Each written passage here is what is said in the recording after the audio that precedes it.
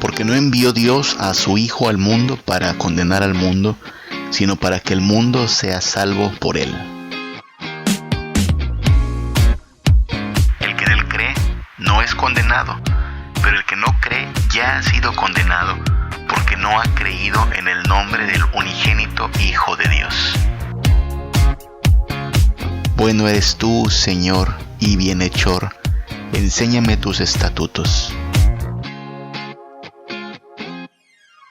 Tuyo soy yo, sálvame, porque he buscado tus mandamientos. Venga a mí tu misericordia, oh Señor, tu salvación conforme a tu dicho. Porque no envió Dios a su Hijo al mundo para condenar al mundo, sino para que el mundo sea salvo por él. El que en él cree no es condenado, pero el que no cree ya ha sido condenado, porque no ha creído en el nombre del unigénito Hijo de Dios.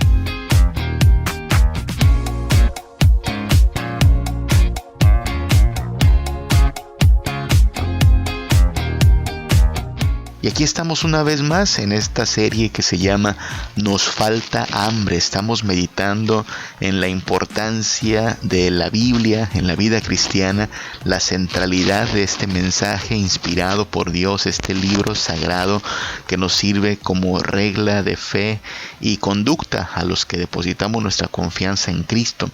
Hemos estado hablando de los beneficios que la Biblia nos aporta a nuestra vida, del uso que la Biblia tiene para nosotros. Hemos ido diciendo algunas de estas ventajas y bendiciones, como por ejemplo que la Biblia le aporta un beneficio nutritivo a nuestra vida. Es como un pan en el cual podemos encontrar saciedad, podemos encontrar nutrición para nuestra vida. La Biblia habla de Cristo como el pan de vida y su palabra misma es pan. No solo de pan vivirá el hombre, sino de toda palabra que sale de la boca de Dios. También la Biblia tiene un uso restrictivo, como un freno, que nos ayuda a poner un alto en el pecado, que nos ayuda a darnos cuenta de que un camino va a terminar mal y por eso no lo tomamos y nos apartamos de él. Y es el camino del error, del pecado, de la idolatría, de todo aquello que se opone a nuestro Dios. Ese es el uso restrictivo, como un freno. La Biblia sirve como un freno. Y también hemos hablado del uso evangélico. Cómo es que la Biblia incluye este mensaje, que es el mensaje de salvación, el mensaje de que hay un Dios perdonador dispuesto a darnos vida nueva. Este es el uso evangélico. Y hemos hablado del uso evangélico en dos sentidos. Primero que nada, la Biblia, para llevarnos al evangelio, nos tiene que mostrar nuestra terrible condición. Nuestra condición de pecadores, malditos, condenados, objetos de la ira de Dios. Y este podríamos llamarle el uso reprensivo, donde la Biblia sirve como un espejo y nos dice: mírate tal como eres, mírate en tu condición real. Y en este episodio vamos a abordar, al menos para comenzar, con la otra parte de este uso evangélico, que una vez que nos ha reprendido, que nos ha mostrado con el espejo de la verdad nuestra condición de pecadores, nuestra condición de necesitados de ayuda, porque por nosotros solos no podemos, ahora nos muestra la solución a nuestra terrible condición. Y este es el uso, le podríamos llamar persuasivo, ¿sí? Primero nos reprende y nos dice: mira que no eres tan bueno como crees, no eres tan santo como piensas o como aparentas. Nos reprende y nos dice: mírate al espejo, caramba, que no eres una linda criaturita, sino un pecador camino al infierno. Y entonces nos persuade y nos lleva a mirar a Cristo.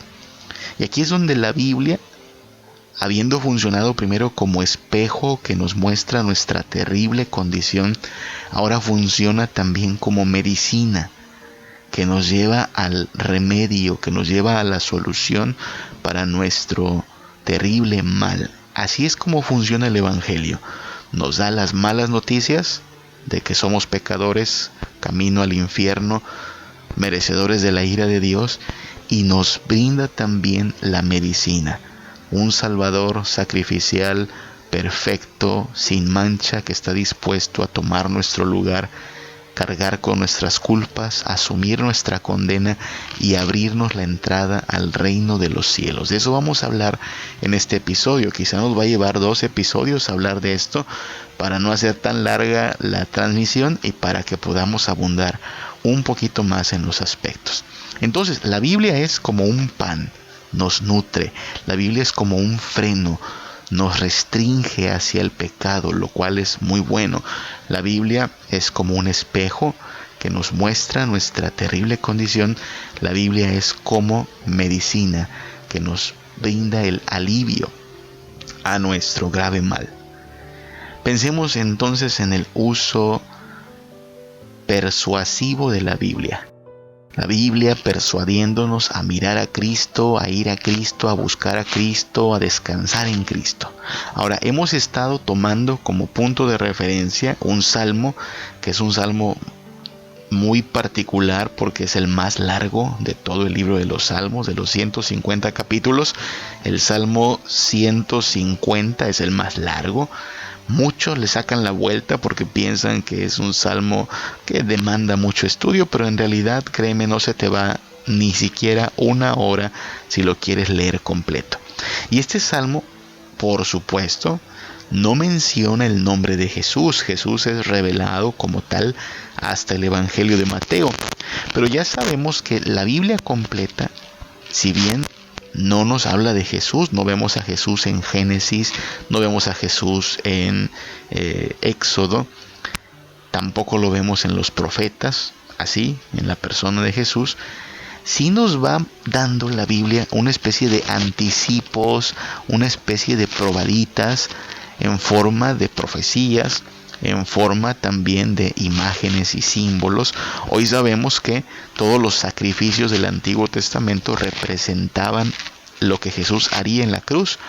Y sabemos que aquellas promesas de los profetas acerca de un rey perfecto, acerca de un nuevo pacto, acerca de una nueva forma de relacionarse de Dios con su pueblo, apuntaban hacia Jesús. Entonces, aunque no tengamos el nombre de Jesús como tal, en otros pasajes de la Biblia previos a los evangelios de Mateo, Marcos, Lucas y Juan, sí lo tenemos allí anticipado, anunciado, presagiado, y por eso podemos hacer esta clase de conexiones.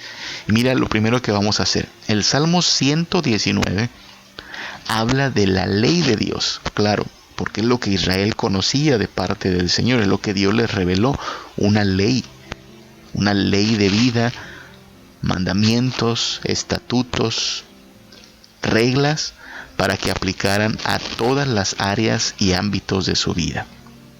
Ahora, lo que vas a encontrar en el Salmo 119 es que 28 veces, bueno, yo las conté y encontré que eran 28 veces, aparece el término palabra.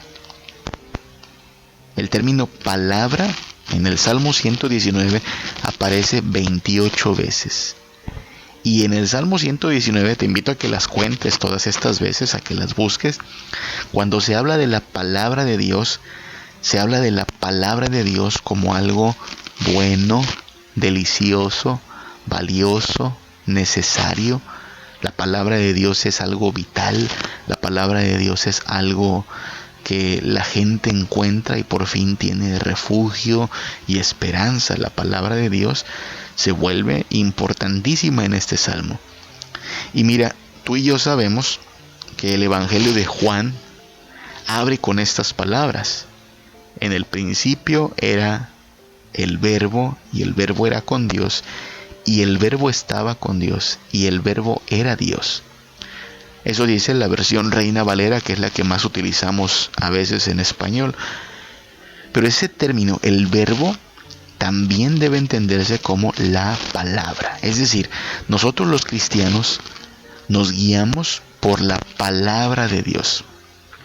Y esa palabra de Dios nos ha sido dada escrita en la Biblia, y por eso la Biblia es palabra de Dios, pero también sabemos que la palabra de Dios se hizo carne. Eso es muy importante entenderlo. Jesucristo es la palabra encarnada. De manera que todo lo que la Biblia diga acerca de la palabra de Dios termina siendo igual respecto a Jesucristo, la palabra encarnada. Por ejemplo, si la palabra de Dios es necesaria, es confiable, es verdadera, es vital, es bendición, lo mismo podemos decir respecto a Jesús. Jesús es necesario, es verdadero, es vital, es salvación. Todo lo que la Biblia diga de la palabra de Dios, como la revelación de Dios, es real también acerca de Jesucristo como persona. Por eso podrías leer el Salmo 119 y saber que habla de la palabra de Dios, claro, los estatutos, los mandamientos, la Biblia, pero también cada vez que se hace elogio de la palabra de Dios, se nos está hablando del carácter de Jesús. Ese es Jesús: verdad, santidad, justicia, salvación, misericordia, riqueza. Entonces, palabra tenemos que entenderlo en este doble sentido. Hablamos de la palabra escrita de Dios, que es verdadera, que es útil para corregir, para instruir, para amonestar, pero también hablamos de la palabra encarnada de Dios, la persona del Hijo de Dios con nosotros, trayendo salvación, trayéndonos palabras de vida eterna, siendo Él mismo el pan de vida. Entonces, espero darme a entender, pero todo lo que la Biblia aplauda de la palabra de Dios como revelación escrita, también la Biblia afirmará que esto es igual y todavía más pleno en la persona de Jesucristo. Por eso no hay contradicción entre el Nuevo y el Antiguo Testamento, porque siempre es la palabra de Dios. Anteriormente una palabra dada solo en escritos, y cuando llegó el momento oportuno, la palabra se hizo carne. Y esta palabra es medicina para nosotros. Este Cristo Jesús, nacido entre nosotros, nacido bajo la ley, viviendo una vida perfecta y sacrificándose en la cruz, es el remedio para nuestros males. Recuerda, la Biblia previamente funcionó como un espejo y nos muestra qué fea está nuestra condición. Pero ahora la Biblia, habiéndonos dado las malas noticias, nos muestra a Cristo y nos persuade a verlo como la medicina que necesitamos, como el remedio que necesitamos para nuestra condición. Mira, el Salmo 119, que es el que estamos tomando como referencia, comienza con esta palabra: bienaventurados. Mira qué interesante. Bienaventurados. Así comienza el Salmo 119, versículo 1. Bienaventurados los perfectos de camino, los que andan en la ley de Jehová. ¿Tú sabes qué significa bienaventurados? Significa felices, gozosos, dichosos, felicidades.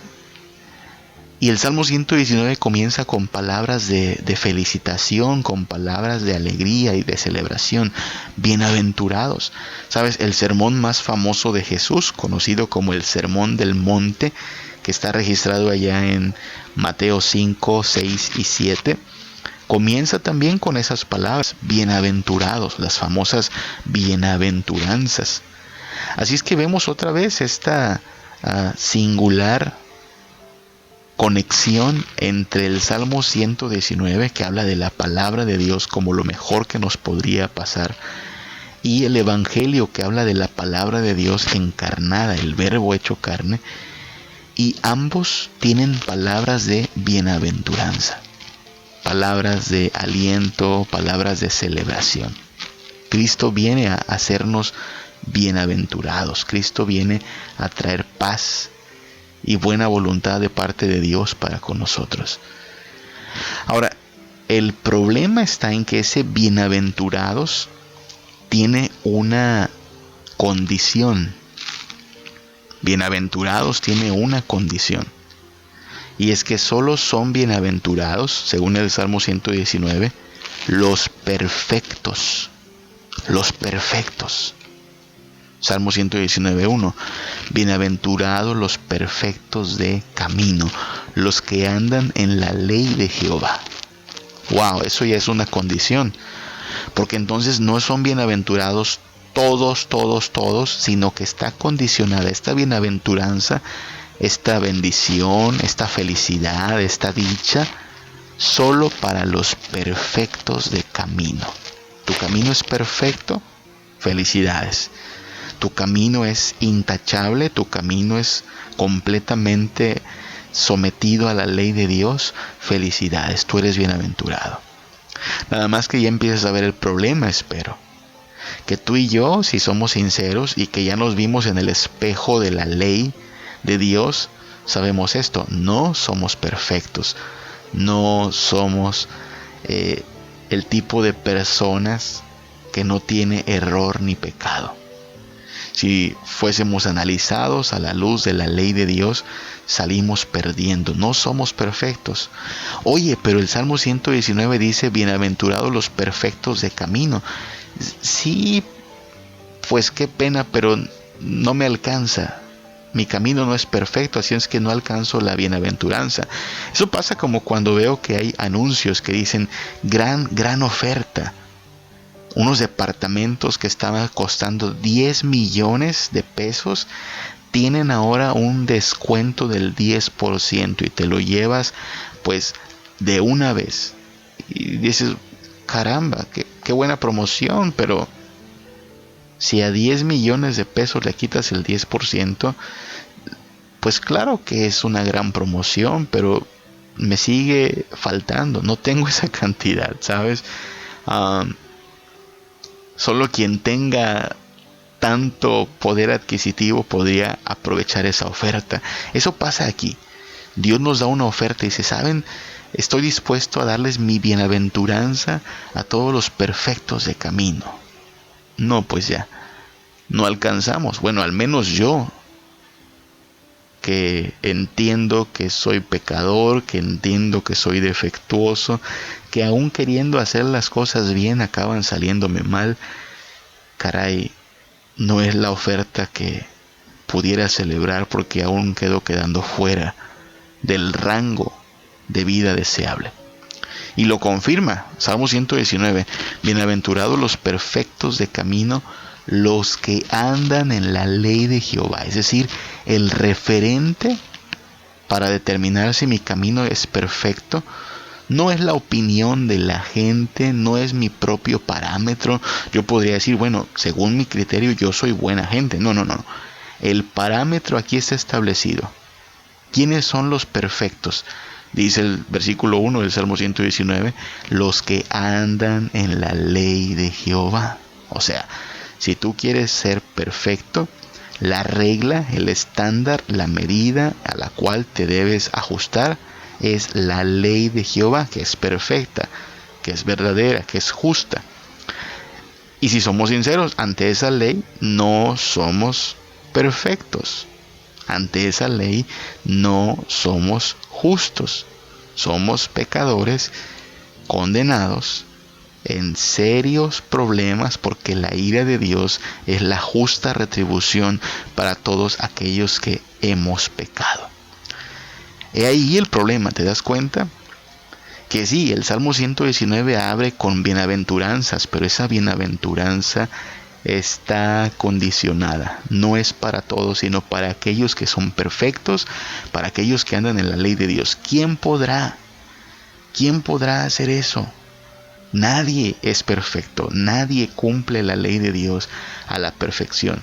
Ni siquiera los fariseos, que intentaron en su momento ser el ideal de santidad y fueron expuestos por Cristo como gente que solo guardaba las apariencias, ¿no?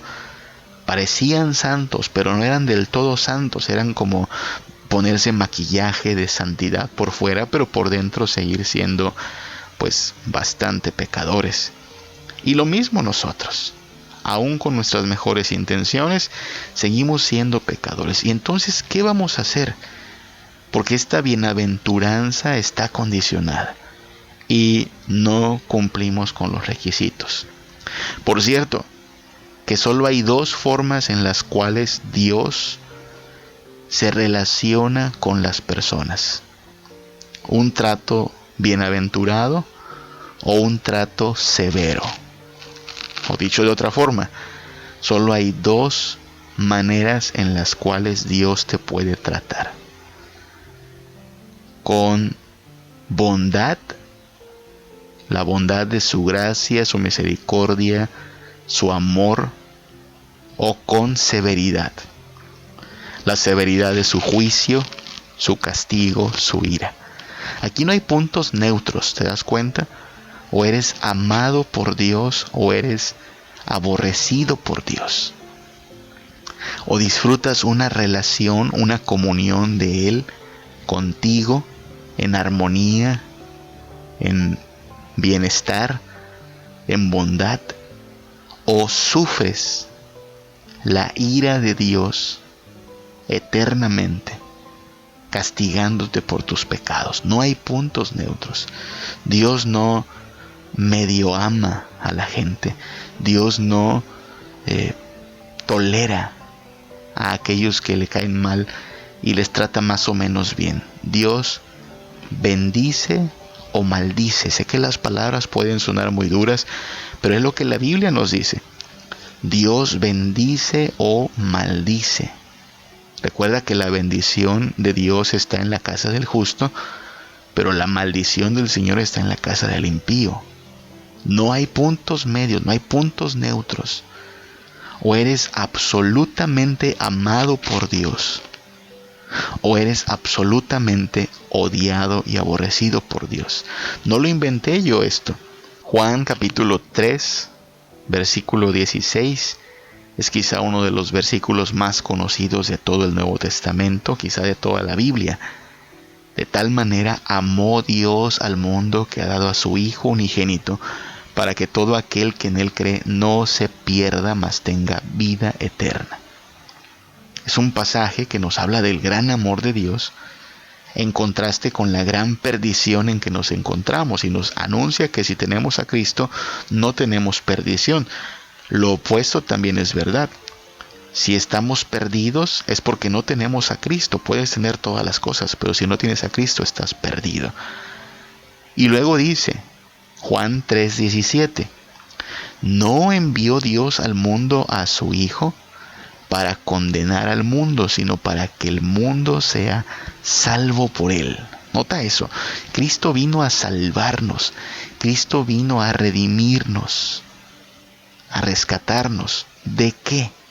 La pregunta importante es: ¿de qué vino a salvarnos Cristo?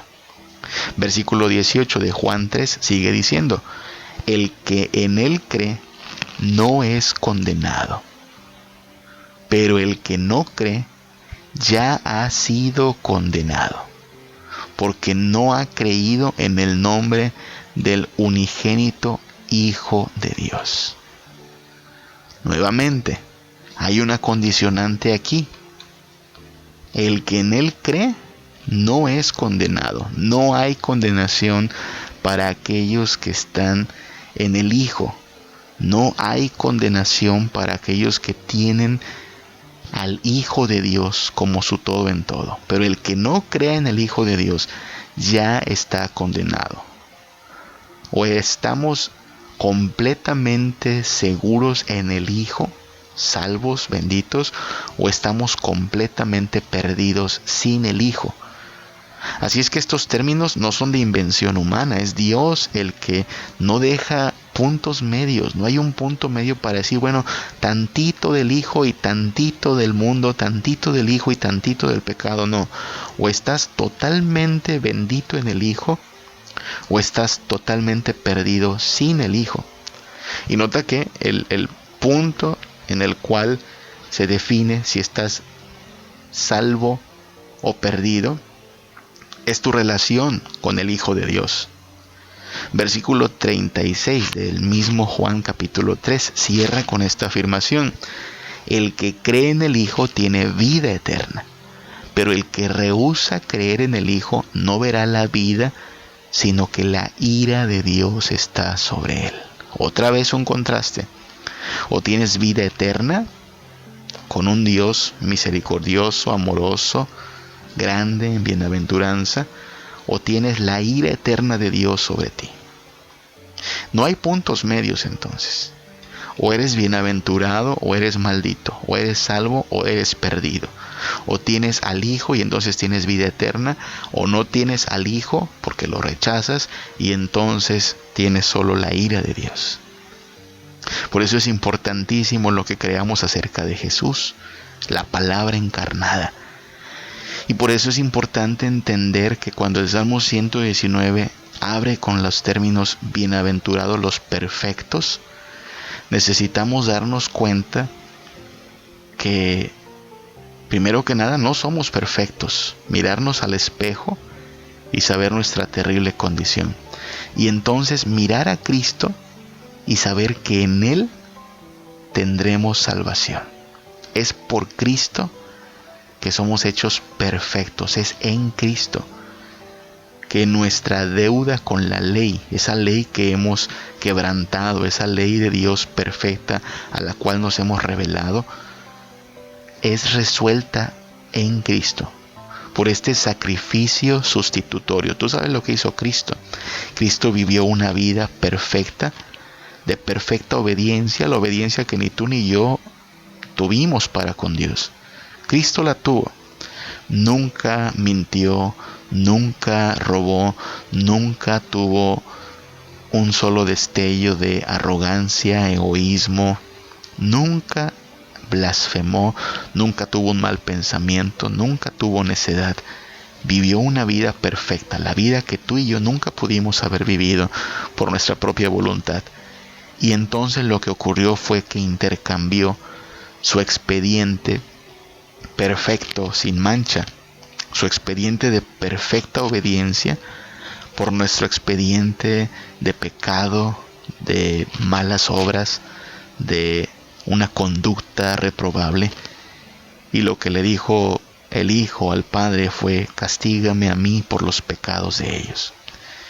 Esos pecados, esas blasfemias, esas rebeliones fueron castigadas en el Hijo. Y su perfecto expediente, su perfecta obra de justicia fue transaccionada a nuestro favor. Es como si tomaras la lista de toda la obediencia de Cristo a la ley de Dios y encima pusieras tu nombre. Y entonces abren la hoja de tu expediente el día del juicio. Y tú podrías decir: esa hoja debiera estar manchada de pecado.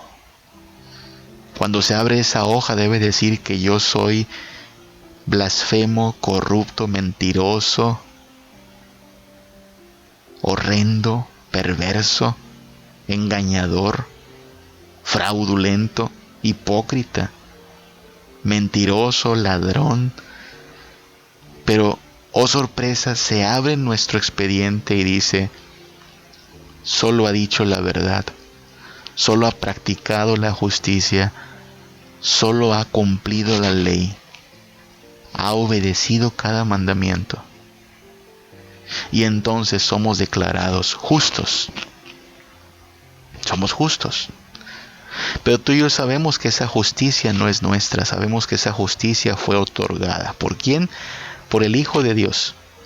Una y otra vez el Nuevo Testamento habla del Hijo de Dios intercambiando nuestro lugar, recibiendo la ira que nosotros merecemos y justificándonos en su perfecta obra de obediencia.